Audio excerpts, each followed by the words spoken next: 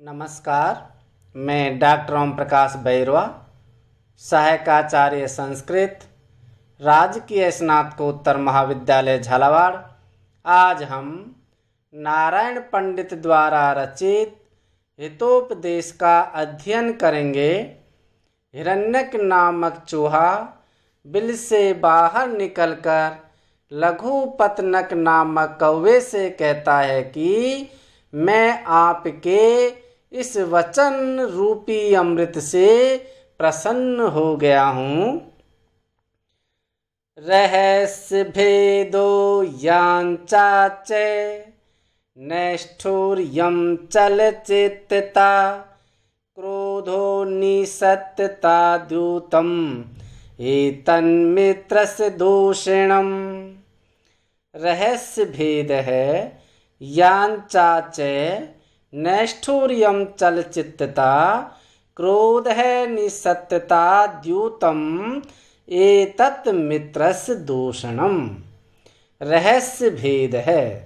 रहस्य गोपनीय या गुप्त जो मंत्र है उसका भेद यानी उजागर कर देना, प्रकट कर देना, कह देना, दूसरों के सामने कह देना। भेद को खोल देना। यांचा कोई वस्तु मांगना। नैष्ठुर्यम निष्ठुरता, क्रूरता या निर्दयता। चलचित्तता मन का चंचल होना। क्रोध है गुस्सा करना। सत्यता यानी तो सत्य बोलना। निसत्यता यानी सत्य नहीं बोलना, अर्थात झूठ बोलना, मिथ्या भाषण करना। द्यूतम जुआ खेलना। एतत् ये सब मित्रस्य मित्र के दूषणम दोष हैं, कमी है। भेद को उजागर कर देना। कोई वस्तु मांगना। कठोरता, चित्त की चंचलता, क्रोध करना, मिथ्या भाषण करना और जुआ खेलना ये मित्र के दोष हैं। हितोपदेश के इस मित्र लाभ नामक भाग में जहाँ मित्रता के संबंध में सभी बातें भली प्रकार से समझाई गई हैं, वहाँ इसी क्रम में यह भी आवश्यक है कि मित्रता के अवगुणों या दोषों को भी बताया जाए। इसी क्रम में उपर्युक्त श्लोक बड़ा महत्वपूर्ण है। अनेन वचन क्रमेण तत् एकमपि दूषणं त्वयि न लक्ष्यते। अनेन इस वचन क्रमेण है, वाक्यों के उत्तरोत्तर कथन से, तत् यानी वह जो पूर्व में जो बतलाए गए हैं दोष हैं उनमें से एकमपि ही, एकम यानी एक अपि यानी भी, दूषण यानी दोष, तो यानी तुम्हारे अंदर या आप में न यानी नहीं, लक्ष्यते यानी दिखाई देता है।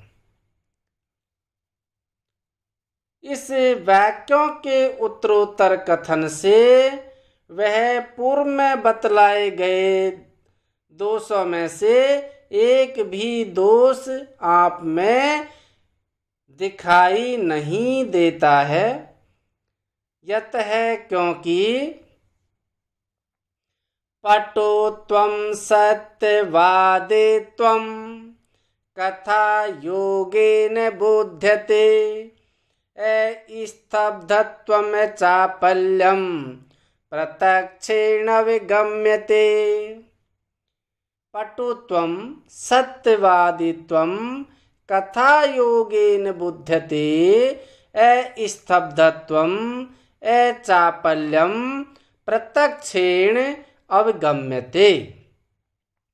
पटुत्वं पटुता, दक्षता या चातुर्य। सत्यवादित्वम और सत्य परायणता, सत्य बोलना। कथा योगेन, कथा के योग से, वार्तालाप से बुद्धते ज्ञात होती है।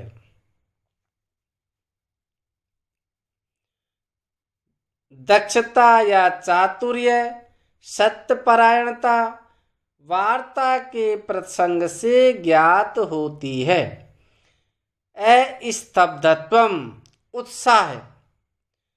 अचापल्यम, चंचलता का न होना अर्थात स्थिरता या धीरता। प्रत्यक्षेण है, सामने देखने से, अवगम्यते प्रतीत होती है। उत्साह और चंचलता का न होना ये प्रत्यक्ष से या सामने देखने से प्रतीत होती है, या इनका पता सामने से उपस्थित होने पर ही इनका पता लगता है।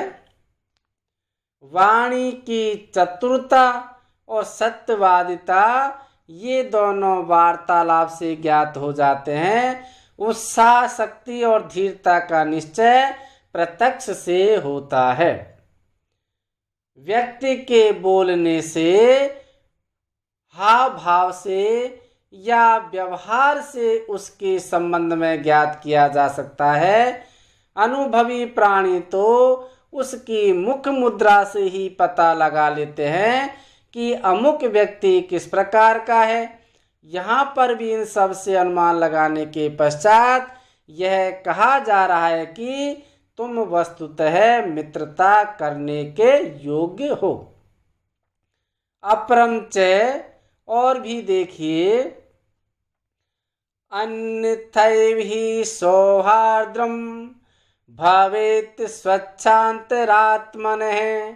प्रवर्तते अन्यथा वाणी साठोपेहत चेतसः।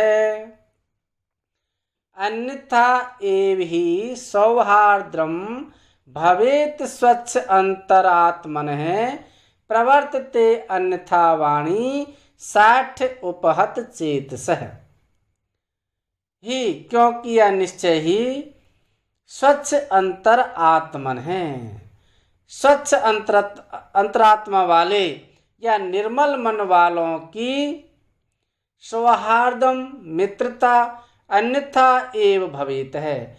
अन्यथा यानी अन्य प्रकार की या भिन्न प्रकार की, एव यानी ही भवेत यानी होती है, अन्य प्रकार की होती है, अर्थात उत्तम प्रकार की होती है, उत्तम भाव वाली होती है।